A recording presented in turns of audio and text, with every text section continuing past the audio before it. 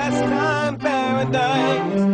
Been spending most days living in pastime paradise. That song really, I knew exactly what I wanted to do with it.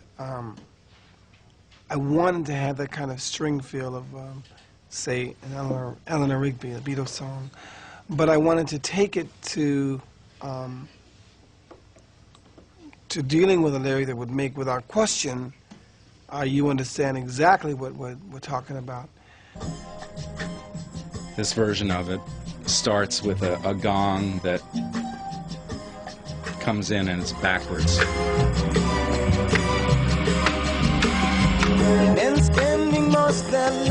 That was difficult to do. That entailed turning the tape upside down, figuring out where you go in, where you're going to come out, and it takes time to do it, but it was very effective and is a result of the gong at the end of the tune. That's what gave Steve the idea that we should go put one backwards at the front.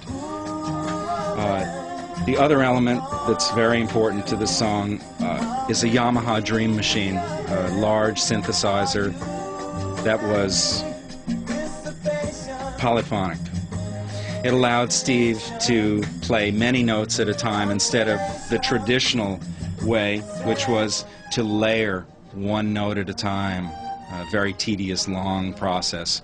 Now he could play big arrangements, and it changed the way we could work, and we used it a lot on this album. It was very important to the album. So many people live in a past, whether it be in a time where they've, where for them segregation was a good thing, a great thing to do, and racism and just... The other elements in this song that are important are the percussion, and the percussion is really anchored by these Hare Krishna bells. Steve had the idea for the song that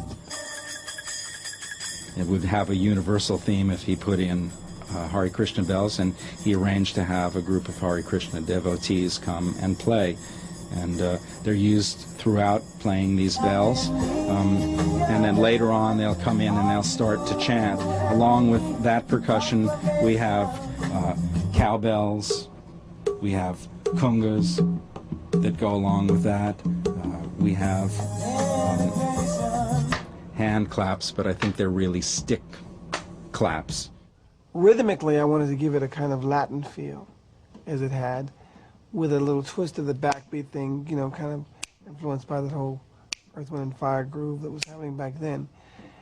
I had done one other recording of Pastime Paradise where I tried putting drums on it, which at that time I guess you would say like having an orchestra like with a Barry White kind of feel, where they're like...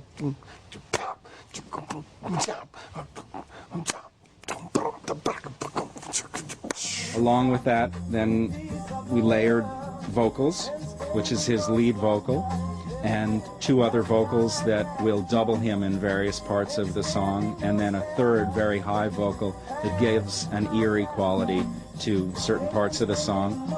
Here we have the Hare Krishnas coming in. And then it's going to be followed by the large choir, very large gospel choir. So you get the quality of the Hare Krishna chant against We Shall Overcome, which makes it a very haunting song. Well, I'm very glad that ultimately I did not keep the drums on the song, because it worked really good with the Latin feel and with the bass and the whole thing. Just various counter rhythms. It's Steve's view of the whole album, which is, people should be together and take care of each other. And so in the end is the gong,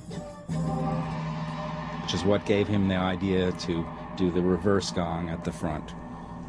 So that's what Gangsta's Paradise is. It's not a rap song. People call it a gothic rap song. They tried to come up with all these names for it. But what it really is a new Negro spiritual. Why are we so blind to see that the ones we hurt are